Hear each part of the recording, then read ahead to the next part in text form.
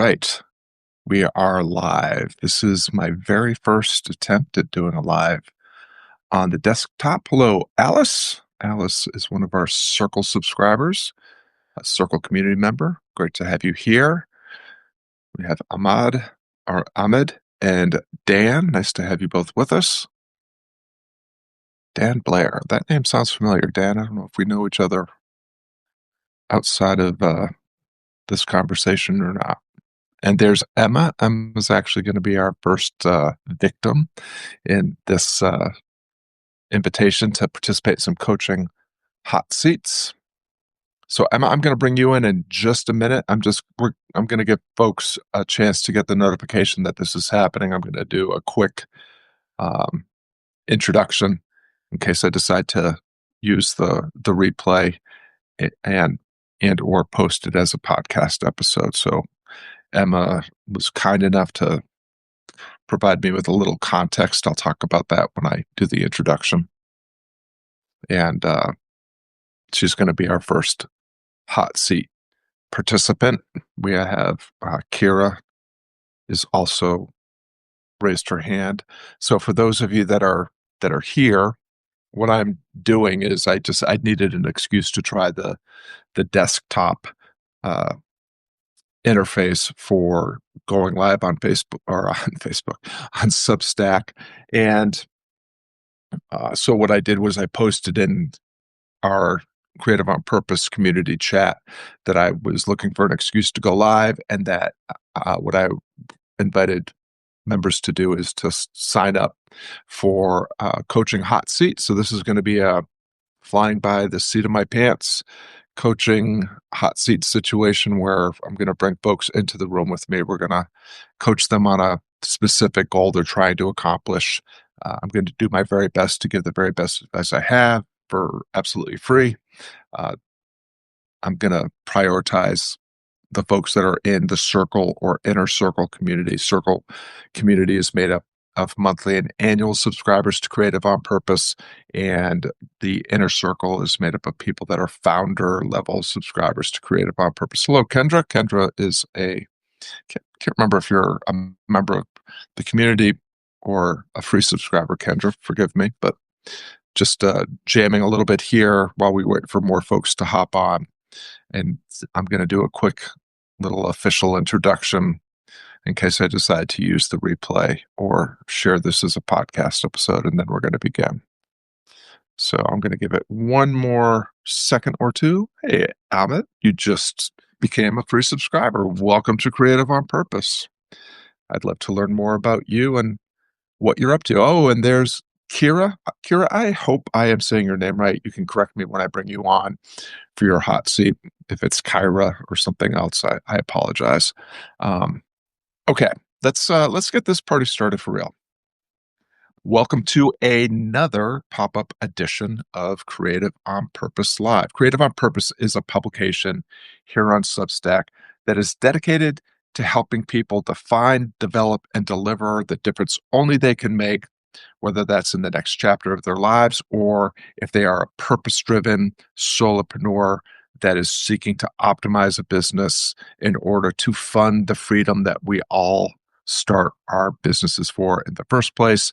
And today I put an invitation just a few hours ago in the Creative on Purpose subscriber chat saying, I want to try out this new desktop interface for doing Substack Lives. And so what I basically offered is some free coaching, what we call catalyst calls or hot seat calls, where the folks that want to participate are going to either answer a couple of questions ahead of time, as Emma has done, or do it in real time, as I will invite Kyra to do here in a second.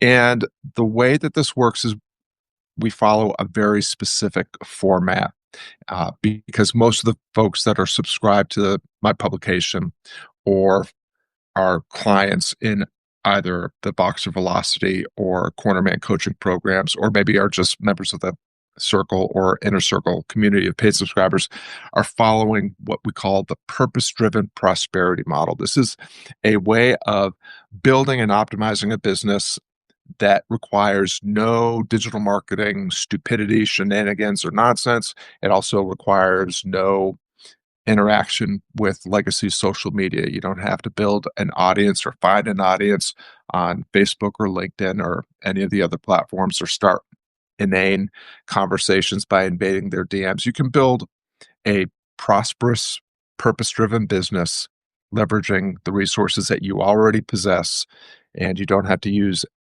funnels, ideal customer avatars. You don't have to create a niche. You don't have to create a power offer. You don't have to create launch sequences.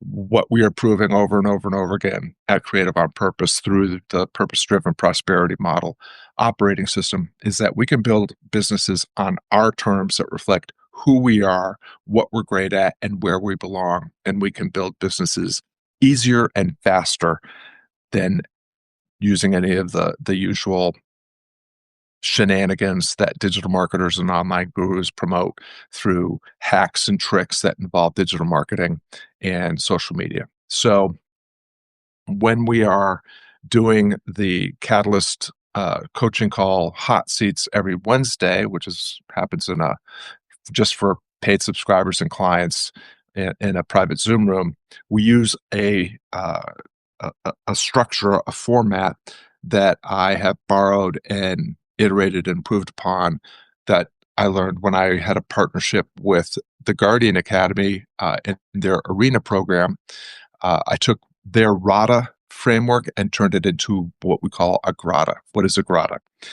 When folks come in for their coaching session, they're going to have a clearly defined goal. They are going to provide the resource for the where they're gathering the information, the intelligence, the inspiration for how they're trying to accomplish what it is they're trying to accomplish. They're going to tell me the most recent action they took, because learning that does not lead to action is useless. We have to engage the field, enter the arena. We have to try and test things in real life, in public. We have to do our work out loud and in public, and then collect the data, test for resonance. And based on the action they took, they're going to tell me what they have discovered. What's the data they've collected? What lessons did they learn? What worked? What didn't work? And then they're going to formulate an ask. They're going to formulate the question they want to ask me so that I can help them take the very next best step into the possibility they imagine themselves, into the potential that they already possess within them. And so if that is clear to everyone, I'm going to move to invite Emma into the broadcast room. She's provided me with a GRADA just a few minutes ago, so I haven't even actually looked at it yet. And so you're going to see me do my thing out loud and in public without a net, and we'll see how it goes. So Emma, I just extended you an invitation to join me here in the broadcast booth. I'm going to also pull up your GRADA worksheet that I provided you with, that I know that you've sent in. So it says, waiting for Emma to join. I don't know if doesn't look like there's anything I can do on my end. Emma, if you can see if you can come into the broadcast booth here, that will help. Kyra, I'm just going to go ahead while I'm waiting to see what I need to do to get Emma in here. I'm going to go ahead and send your invite as well. So Emma and or Kyra, if you can tell me what you see when I share the invitation with you. Thank you, Ahmed. Ahmed says, thank you. You seem like a good sport. I like your vibe, by the way. Also, we appreciate the help that you're going to offer us. You're very welcome. Ahmed, the whole purpose-driven prosperity model operating system is based on the simple premise that we can build a business, a thriving, prosperous business on our terms by simply playing our game, showing up, doing your thing, letting people watch, and trusting that the right people will find us. All right, so I do not see I do not see Emma coming in, and I do not see Kyra coming in.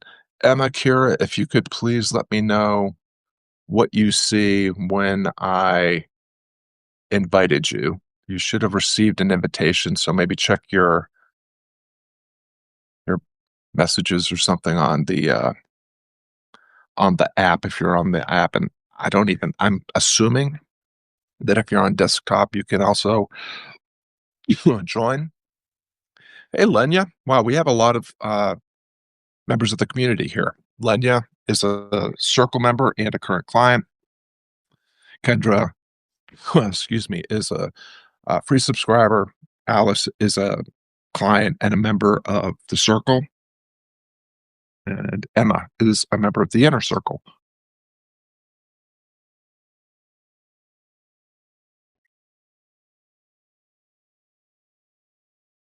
Excuse me.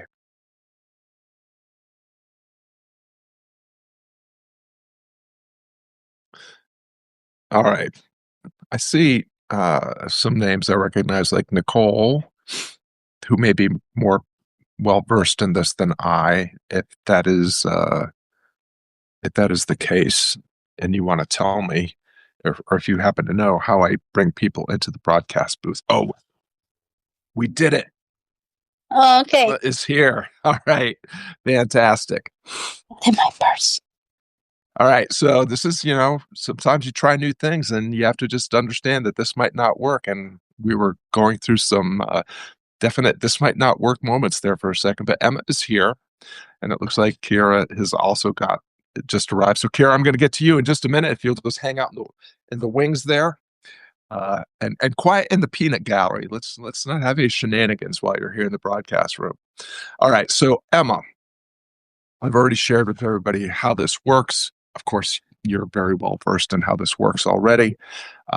So again, just for everyone else's benefit, the way that this works is each person is going to come in and share what their primary goal is. That is the current aspiration or aim they're trying to accomplish. Often it involves identifying and addressing the most immediate bottleneck to the progress that they're trying to make in their business.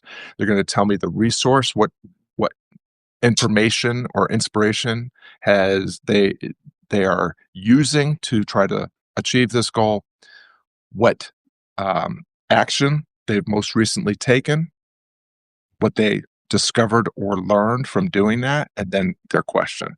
So one of the things that we're going to get into right now with Emma, are you all buckled in and ready? Yes. Okay.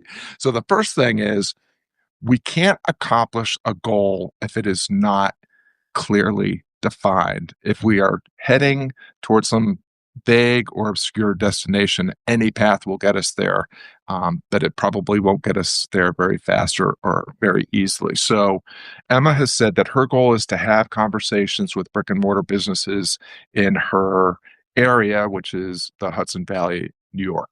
So Emma, because I already have a little bit of context because we've had conversations in the past. I know that you're transitioning away from trying to get clients through Facebook messaging type of strategies. When you say that your goal is to have conversations with brick and mortar businesses, can you give me any additional specifics? Is it a specific kind of brick and mortar business? How many conversations do you need to have, and do you know how many conversations you need to have to reach a revenue number that you're trying to hit, or to fill a program that you're trying to fill? Okay. I want to. This is very broad. I want to work with brick and mortar. I don't want to work with anybody who is online. Has to be brick and mortar. So I'm not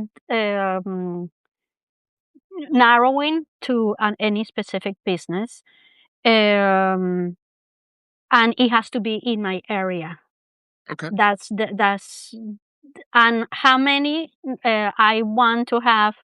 The first 10. I want to see what is that small business owners need. So is 10 what I need? Okay, great. So you're at the phase where you are working towards creating an offer, and you are in the exploratory phase where you're having the conversations that will give you the data that will allow you to find the themes and the commonalities around the aspirations these businesses want to accomplish or the problems that they're trying to solve. Is that fair? Yes. Perfect. Okay. First 10 is a great way to think about this. First 10 is an idea that I borrowed from my friend and mentor, Seth Godin. For context, for those that don't know me very well, I had a 7-year association with Seth as a head coach in Akimbo workshops. Was on the team to be a coach in the Alt MBA as well.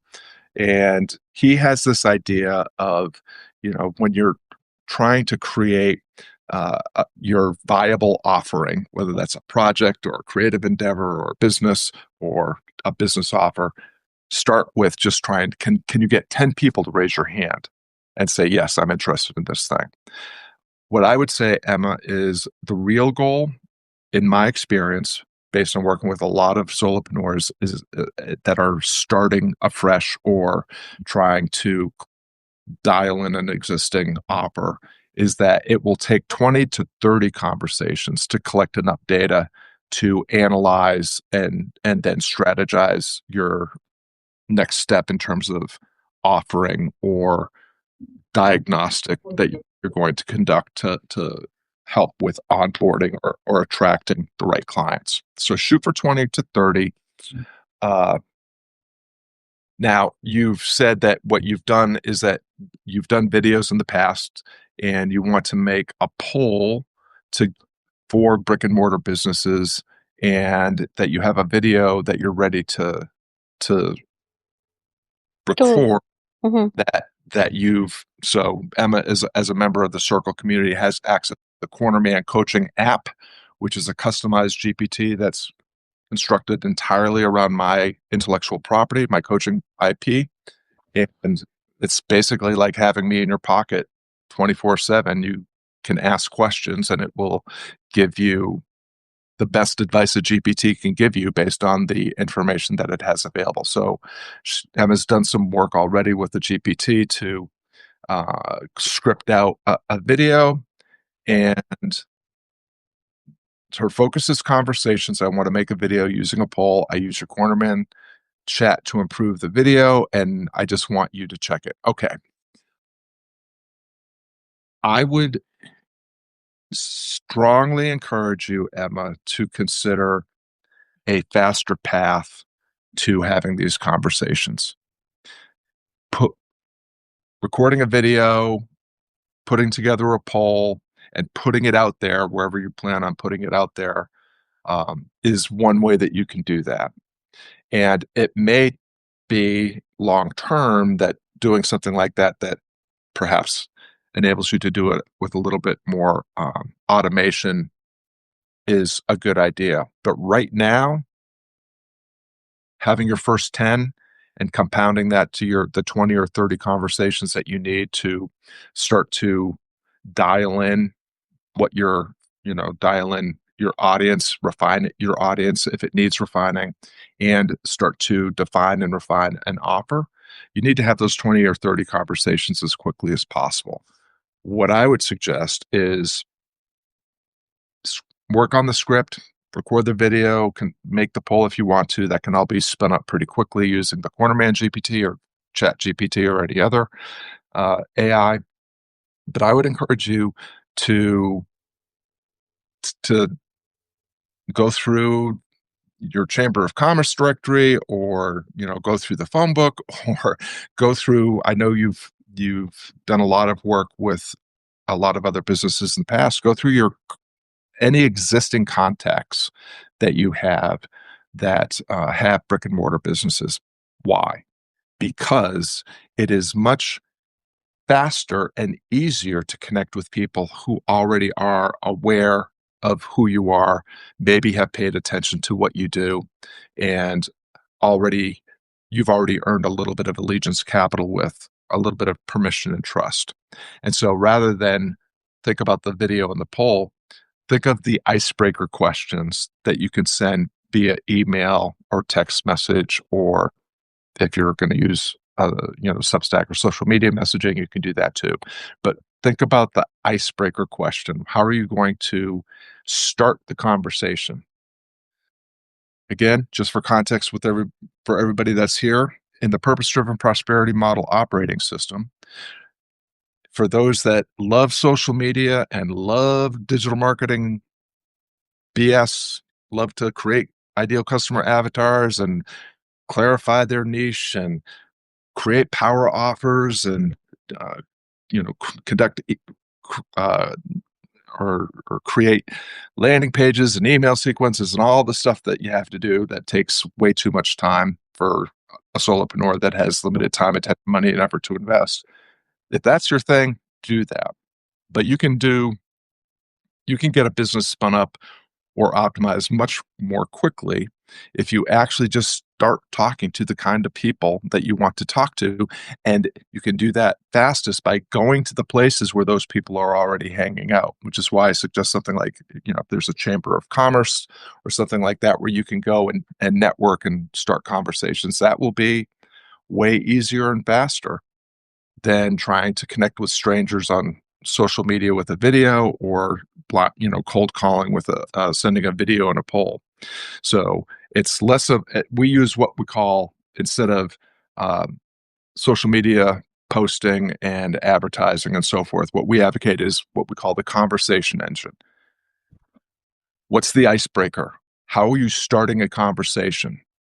The point of an icebreaker is to start a conversation.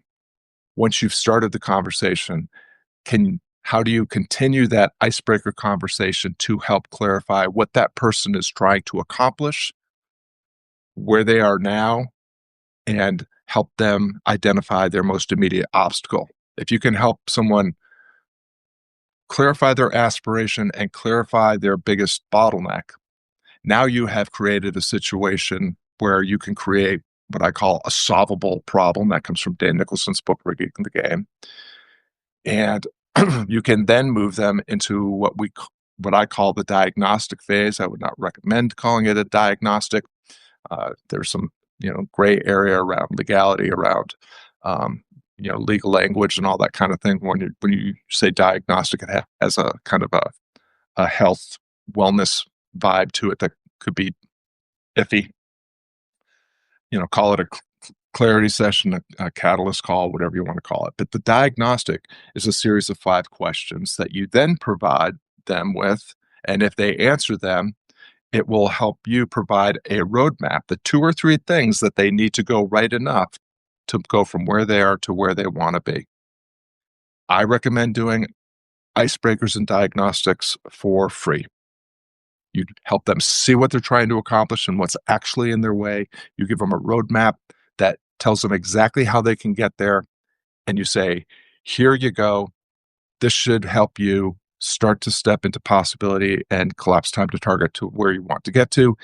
And knowing that there are inevitable obstacles and opportunities that we can't see right now. If you need any help navigating this or want me to guide you, I've done this a million times before.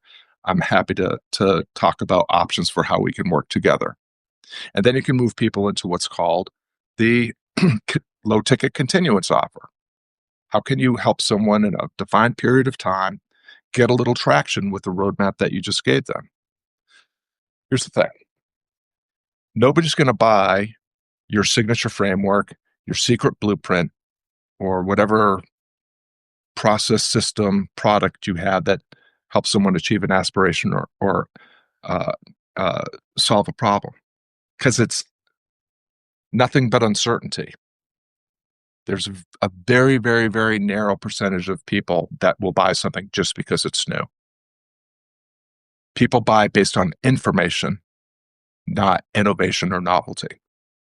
So what you are doing is you are proving your trustworthiness at every step. You're making a promise and keeping it.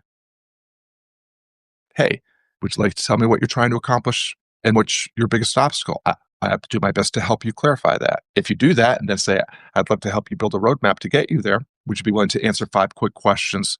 And I'll give you my very best advice for how to collapse time to target. If you if they answer and you deliver upon that, and you say, if you'd like to get some traction with this and help get started by navigating any remaining obstacles or opportunities, let me know. I had this low ticket $100 offer where I'll exchange 5 emails with you over 2 weeks. If you do all of that, if you deliver on each of those promises, when they are done and you say, if you'd like to continue working together, I'm happy to share coaching options or my signature or flagship product, bless you. Thank you. They are much more likely to buy. A typical digital marketing funnel has a conversion rate that's in the single digits. Between the time someone opts in for your ridiculous freebie or ethical bribe or whatever it is that you're calling it, they get churned through your sequence and then kicked into your nurture sequence to get churned back into your sequence and land on your perfectly crafted landing page with your perfectly colored button and your perfectly colored CTA, and then use countdown timers and all sorts of false urgency and scarcity to get them to dig into their pain and make them suffer so that they pull out their credit card and give you their money. It is single digits from the time they enter to the time they buy. And when they buy, they regret it immediately after they gave up their leverage. Buyer's remorse. They had all the leverage until they gave you that credit card number, and now they have none, and now they're second guessing. If you use the conversation engine, you're earning trust and permission at every step. You're proving competence that you can help them do what you say you can help them do, and you are boosting their confidence that if they just keep working with you, that they will accomplish what they want to accomplish. So that was I'm over-explaining, not for Emma's benefit, but for other people on the call. That's the way I would do it. So Emma, I would go through your existing contacts. I would collect as many names as you can of brick-and-mortar business owners, and then supplement with any other resources that you can get to, like Chamber of Commerce directories or going to Chamber of Commerce gatherings or networking events or the phone book or what have you. Have those 20 or 30 conversations, get them started with a simple icebreaker, and then move the icebreaker, the low friction ice. So you don't lead with, hey, what's your biggest problem? That's too much, too fast for most people, even warm contacts. My favorite icebreaker is, what excites you most about what you do? People love to ask that question, and you're helping them establish identity, establish aspirations. It's an easy thing to answer. You can then use that to move into the icebreaker question that will help determine direction, what they're trying to accomplish and where they are and what's immediately blocking their path. And then if you do a successful job of helping them clarify what they're actually trying to accomplish and what the gap is between where they are and where they want to be, moving them to a diagnostic would be much easier. Is that helpful? Yes. Thank you. You're very welcome. I love picking on you, Emma. All right. Let's settle this once and for all. Is it Kyra, or something different? It is Kyra. You were so close. Yes, everyone thinks Kyra Cedric, but I'm actually older than her. I had the name first. We spell it the same, but sorry, Kyra, it's Kyra. There you go. All right. So I don't think that you sent me anything ahead of time. So did you hear the format? I did. I cannot say that I could repeat it for you, Scott. That's fine. I'm gonna walk you through it. Emma, I'm gonna go ahead and bump you out just because there's some feedback stuff coming through. But I'll look forward to seeing you on the next call. Thanks very much, Emma. Okay. That should help with my feedback issue. All right. So, Kyra, the format that we use in any of the coaching programs, including these free calls, is called GRADA. Something I borrowed and improved upon from a program I did with Nick Peterson and Joseph Robertson in the Guardian Academy called The Arena. And it is based on you answering just 5 simple questions. What's Okay. the goal that you're trying to accomplish? And the more specific, measurable, achievable, relevant, and time bound it is, the easier it is for me to help you craft a path to get there. What's the resource that you're referencing for the way that you're trying to accomplish this thing? You know, are you using some sort of strategy you learned from a digital marketer or a guru? Is it something you learned in a book or a mastermind or a coach? Just give me a little context about where you're getting the inspiration for how you're going about accomplishing the goal. Tell me the most recent action that you took. And then tell me what you learned after you did that. What did you discover? Is there any data? Is there any learning that happened? Tell me what worked or what didn't work. And then from that, we're going to get to your fundamental question, which is what's the ask? What's the one thing that I could help you with that would move you forward? So I'm also getting a message from Kendra here that there's still a little bit of feedback. Maybe turn down your volume a little bit. Yes, and I had my phone. I tried to join from desktop as well, and I couldn't. Okay. So it might be because I had my phone propped. Is that better, I hope? That is better. It's better for me. Okay. Okay. With everything I just said in mind, go ahead and tell me what your goal is. All right. My goal is to see, that's part of the problem, Scott, clarifying that goal. Okay. I would Great. Let's start. If you were a client of mine, before we even started talking about all your business woes, I would be asking you, what lifestyle, what is the ideal life that you want your business to fund and fit around? Yes. So you and I Hours? did do some primary work together. Oh, And that's right. That's right. yes. So it was more just verbalizing it. My goal is to use Substack specifically to begin to build an actual community around my work as a intuitive and spiritual mentor. That is, Okay. I'm also a certified retirement coach. So that's my primary goal, to be able to build a small community here that will kind of feed the meat of what I'm doing for the community. And it will also feed the other members in the community, become a resource. Primary goal is to build a community on Substack that will become the source for prospects, leads, and clients. Yes, and support for the people in it. Correct. Okay. Do you currently, what's the urgency in terms of needing the community so that you can get the clients and, you know, create the revenue that's necessary that's sufficient for getting by? I would say that there isn't a sense of urgency, although there's a sense of determination.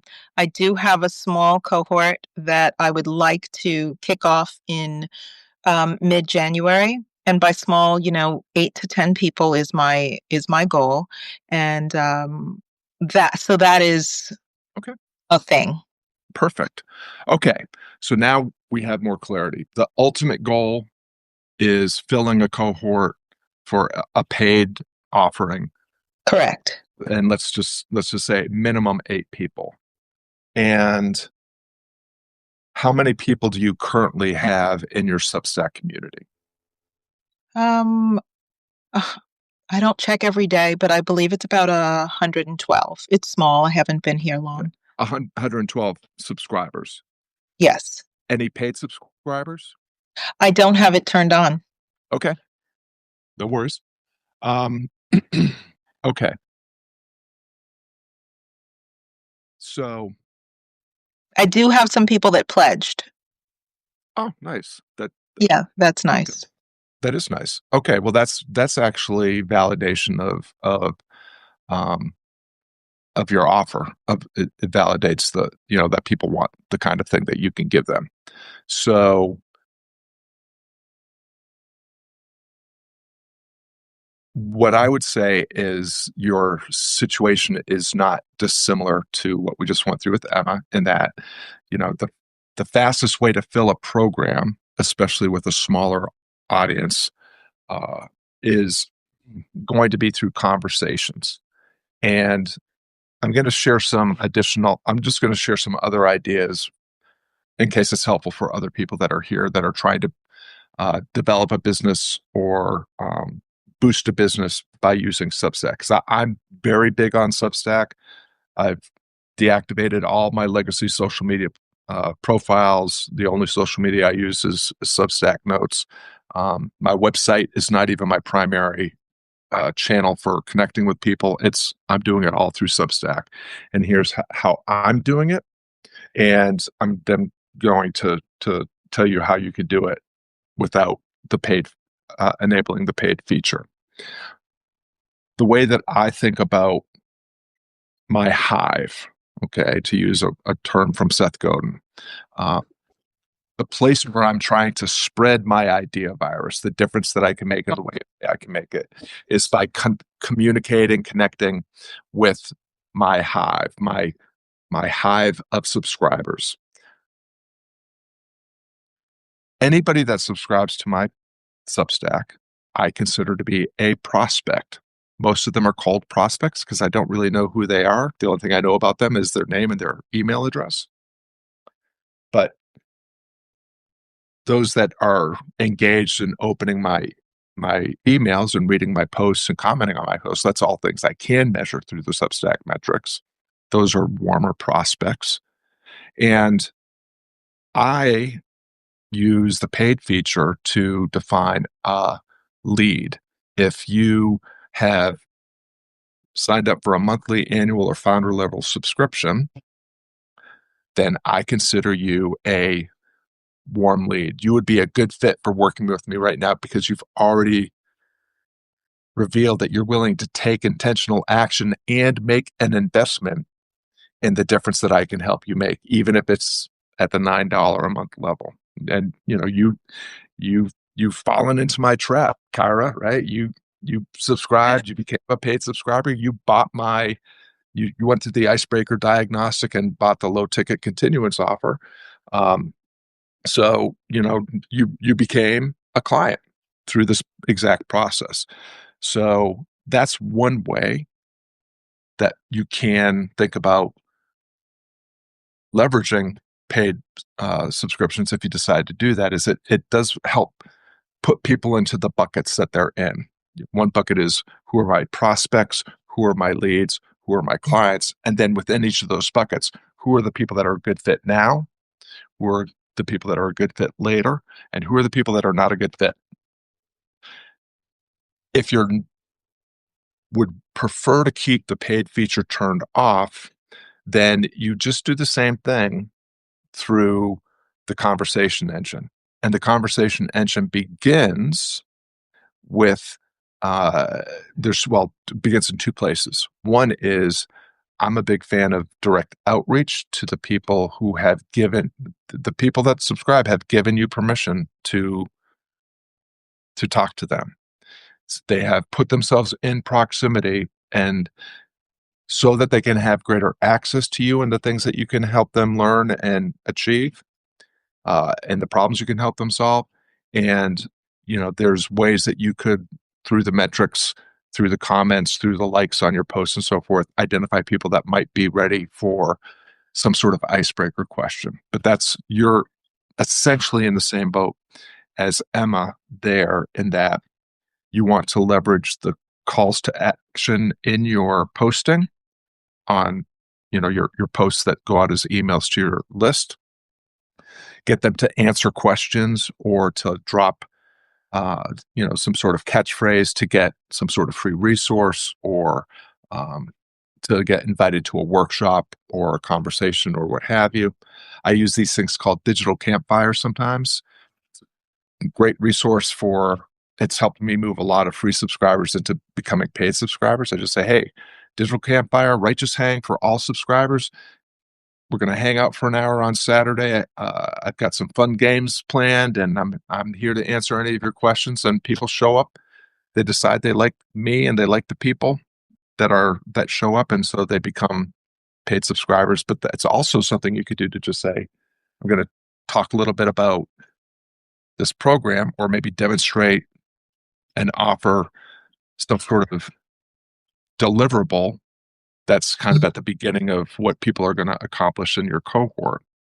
And so icebreaker conversations, just how are you going to reach out to people that are aware you exist, are paying attention, have given you permission to speak to them and trust you, and therefore trust you enough to be hanging around and opening your emails. And how do you use an icebreaker question to go from awareness, attention, trust, and permission to crossing the bridge into the sales cycle, which is, I'm interested in what you can do for me. I'm enrolled in the journey you can take me on. I'm ready to invest in the deeper access and journey that you can accompany me on to accomplish the thing that you're promising me you can accomplish through this cohort. Does that make sense?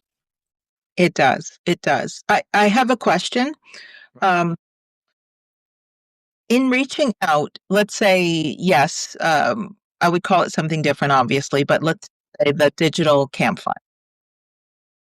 Do you send that in direct messages to your audience, or would you just do a note or a post or how do you? It depends. I frequently catch myself talking to especially free subscribers too often, and it's can lead to overwhelm. So if I'm trying to maintain a tempo of no more than 2 communications per week. If there's a live broadcast like this, that's worth sharing. Sometimes there's a third. So in general, if I'm going to host a special event like a digital campfire or a pop-up workshop or an open Q&A, I will send that out as an email, and I will send it out only to my circle and inner circle members and my most engaged free subscribers. I don't blast everyone. You can use the features in the email filter, right? So I would be somewhat judicious and discriminating about reaching out, to people that are already actively engaged. And then again, just coming up with the low friction icebreaker, the equivalent of, hey, how are you doing? Or I'm good at that. Yeah. I want to know, how's it going? What's happening? Well, for everyone that's here, we're actually doing a workshop tomorrow for inner circle and circle members on the art of conversation, because in this conversation engine approach that we use, it's really amazing. But most everyone gets hung up on the icebreaker. Like, how do I just start a conversation? And it's hilarious to me, as someone that also struggles with this, that when we were little kids, we didn't struggle with starting conversations. You went up to some kid in the playground and said, hey, you want to play? Or, hey, you want to be my friend? That's how you start the conversation. And somehow as adults, we get, our programming and conditioning just get all the wires crossed, and we get really hung up around, anxiety about being embarrassed or turned away or ignored or what have you. But Michael Bungay Stanier, who is a friend who's blurbed a couple of my books, his coaching habit question begins with, what's on your mind? And that's a great icebreaker. What's on your mind? What excites you most about what you do? What's happening right now? And then, again, as I said to Emma, if you can move them into a question that will help define their direction and the gap, like this is what they're actually trying to accomplish, this is where they are, here's the gap, If you can help them, the whole point of the conversation engine approach and the Icebreaker Diagnostic Continuance is you're never doing anything with an agenda for selling. Like, I don't ever get on sales calls. I don't do discovery calls. I don't do sales calls. I don't do any sales pages or email sequences or anything like that. When I start a conversation, the start of the conversation, the only point is to continue the conversation, is to start the conversation and invite them to answer the next question. And if they answer the next question and I am able to define direction and gap, I will then invite them to answer a handful of questions that will let me help them craft their path if they're interested. And if they say no, no problem. If they say yes, here it is. If you get it to me in a couple days, I'll give you my best advice for your next step into possibility. Yeah. That's what you got me, Scott. Well, and it's so you're never, there's no false urgency, false scarcity, digital marketing trickery, bait and switch, any of that. Mm-hmm.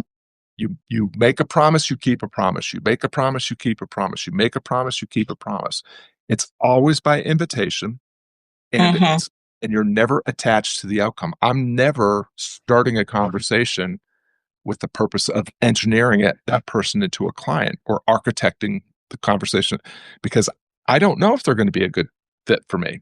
I may not like this person, and I may not want to, I'm famous for passing people on to my competitors because they get all the people I would never want to work with in a million years anyways, which keeps them plenty busy, and gives all the cool people for me. So you're vetting them, you're allowing them to vet you. And by the time you get to a point where you're saying, hey, I have this very affordable way that we can really get some traction, momentum going. Are you interested? For most people, the natural answer is yes. And just for everybody else's benefit, that thinks that this sounds like a lot of work or a lot of time, it's way less time than fine-tuning your ideal customer avatar, trying to plug all the holes in your leaky funnel, and trying to refine your power offer and create another launch for your program. It's all you're doing all day is showing up as you are with what you have, doing what you can for the people that you are around. And the right people will always ask you if they can take the next step with you. And so I used to spend 8 to 10 hours a day just on the promotion of my offer. I spend less than 2 hours a day on everything that's involved in my business. Community calls, client calls, and starting or continuing conversations. All of that gets done between 5 a.m. and 7 a.m. every morning. I spend the rest of the morning playing with my grandsons, and I spend the rest of the afternoon hanging out with my grandsons and my wife, unless I have something else that I want to do. And that's what a freedom-funded business can really look like. And so the conversation engine, in the first 3 months that I deployed it, I was getting a 20% conversion rate on people starting a conversation to becoming a client. That's a 10x improvement on your typical digital marketing funnel. And I was spending 90% less time and zero money on that process.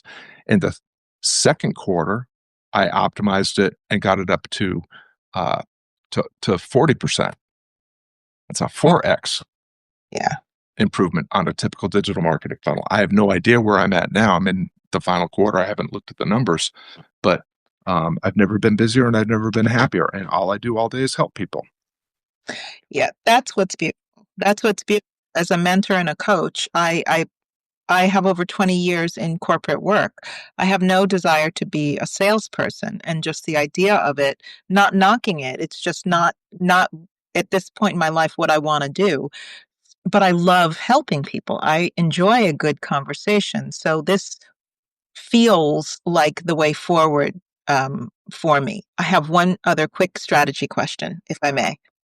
I do a weekly live, and I'm just curious whether it would be bad practice or bad form. I don't know how I would read it in, to have something near the end of the call that invites people to reach out. I don't currently. I just thank the people that I'm having conversation with and end the call. So I'm just curious about that. Your feelings. Well, here's the thing. Everything works. Mm. I was a very successful digital marketer. I created a very high performing funnel. Instead of 2%, it was 4%. My Facebook ad KPIs were bonkers successful. The problem is, for me, was the amount of time, attention, money, and effort it took. Strong direct CTAs work. Soft CTAs also work.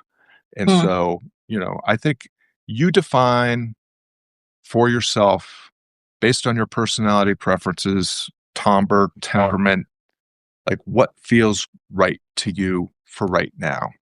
I don't think there's anything wrong with saying, hey, if you enjoyed this conversation and would like to get notified about future conversations and access to our weekly content, please consider subscribing to blah, blah, blah, blah, blah. Like that, that's an invitation. That's not trying to jam somebody into a funnel or trying to use false scarcity or urgency to get them to do something. Okay. Be my take on it.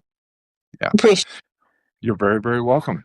All right. So I'm going to go ahead and let you go, and we're going to wrap up. I apologize. There was still, a little bit of noise coming through there. This is the thing about doing things with new technology. This might not work, as my friend Seth Godin would say. So Ahmed had put something in the chat earlier that I was going to address. But Ahmed, if you're still here, I can't scroll, at least on my desktop, up to your question. But if I remember it right, it was something along the lines of a lot of very successful people did not have a clear goal in mind when they started their business. And yes, that it's entirely possible that you can get somewhere great by virtue of what I call a Codywomple. It's an old archaic English word for heading purposefully toward a vague destination, right? And that's, for most of us, building a successful business is less of a linear quest than a Codywomple where we just engage the field, interact, and people, and the path is revealed by walking. In many cases, even when we set a point on the horizon that we are aiming for, the path or the opportunities and obstacles that inevitably show up and the feedback that we get as we are engaging the field encourages us to course correct and go a different route, maybe even pick a new destination. The way that I think about it is you should have a good enough destination in mind. I think it's super helpful. You're going to get what you want much faster and easier if you know what you want. If you want $10,000 a month, but you don't know what $10,000 you would do with $10,000 a month, then you don't really have a clearly defined lifestyle goal. My lifestyle goal was really simple. I wanted to be able to work 2 hours a day so I could spend 8 hours, 9 hours a day with my grandsons. And so my goal was to design a business that allowed me to make my annual revenue necessity in just 10 hours a week. And by setting that as my goal, I was able to go from 100-hour work weeks that barely enabled me to earn the revenue I need just to survive, to working 10-hour work weeks and doubling my revenue in my first year and doing much better than that in my second and third year. And in the last 2 years, I've been able to earn my annual revenue goal in less than half a year, which means that for half a year, I'm truly doing whatever I want because I don't need to do anything. So having some kind of destination in mind, knowing that we reserve the right to change our mind if circumstances, our situation, our needs, wants, dreams, and desires change. And then when you are looking at the business that you want to fund this lifestyle, I think of it as my lifestyle vision is freedom. I want the freedom to earn whatever I want to earn and need to earn. I want the freedom to do whatever I want with my time at any time and to be able to do it wherever I want, in addition to whenever I want. I want freedom. And so my business has to be designed so that it funds that freedom, but it also has to fit around the freedom that I want. But now I have a solvable problem. How do I build a business that allows me to earn the revenue I need every year, working just 2 hours a day? And through series of 90-day close the gap sequences, that's a system that I use to optimize my business. I moved from, within a year, I went from 100-hour weeks to 10-hour weeks. I doubled my income at the same time. And the offerings have only become more and more streamlined, and the quality of the people that I'm working with, some of them are here. Emma, Kyra was just here. Lenya is here. Alice is here. These are all people that I have worked with or am currently working with. The quality of people I work with could not be higher. I could not be more happy or fulfilled with the business that I have and the life that I have. But it came from establishing a direction and then closing the gap microstep by microstep by using system reliability. I created a system for how my business was going to accomplish the thing that I needed it to accomplish. And after the system was dialed in and I had some traction, I simply started to refine the system by raising the floor on the least efficient component. We did a jam session on this just a couple days ago. There's a replay on Substack and on the YouTube channel. I'm going to start to wrap it up, but I saw Lenya threw something in here. I have a question that I'm always curious. Yes, they always say you got to have a defined goal, but what I studied some famous success. Oh, she's repeating Ahmed's question. Yeah. So again, it's entirely possible to have a very fulfilling life without a clearly defined goal. But the goal, all of those people, at some point, clarity emerged, a purpose emerged, and they figured out how to make it happen. I would need more specifics to address any specific cases, but yeah, at first, I didn't know what the hell I was going to do. I was a very successful and happy professional musician, making a very good living just playing my guitar at places that I really liked for people that I really liked and teaching guitar lessons to people I really liked. And that's about 15 years ago. No, actually, no, just 10 years ago. My life called me to do something else. I didn't even know what it was. I just knew that it was time for me to make a change. And thank God for the Alt MBA and for Seth Godin and for the runway he gave me by hiring me as a head coach at Akimbo Workshops. It provided me with a runway to help me get clarity of what the next thing was going to be and gave me the runway to figure out how I was going to get there. But the path emerged by walking. And so, no, I didn't have a clear lifestyle goal at the beginning, but one emerged over time. It changed over time. And I was able to take something that was already working and make it work better to accomplish the lifestyle that I wanted along the way. So everything works. If you want to roll the dice and just hope that destiny and the universe conspires to give you everything you want, even if you don't know what that is, go for it. But I believe that destiny and inspiration rewards people that are doing the work, engaging the field, trying to make the difference only they can make, trying to get clear about who they are, what they're good at, where they belong. And destiny and inspiration want to they want that destiny and inspiration to be expressed. And it's easier to get people that are already demonstrating that they're good people and are doing the work to express that inspiration or destiny than it is to people that are sitting on the couch waiting for inspiration to tell them what to do or to just give them the benefit of their bounty just because they want it. Yeah. I've got just a couple years on you, Kendra, but yeah, I get it. Okay. Yeah. Purpose is an emergent property.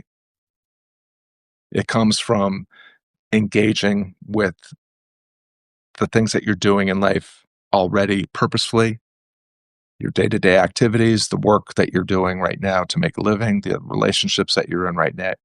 The more intention and integrity you bring to those things, the more frequently, the more clarity that you'll get about what you're trying to actually accomplish, what your purpose actually is. You will also learn how to do it with intensity, the intensity that only you can bring based on your personality, preferences, temperament, talents, and then purpose emerges from doing the work. The path is made by walking. All right, gang, that was fun. Appreciate Emma and Kyra for playing with me today. Appreciate you both. I hope that was helpful for everyone. And wherever I see you next, I'll look forward to seeing you. Be well, do good, have fun. And now, how do we get out of here? There we go.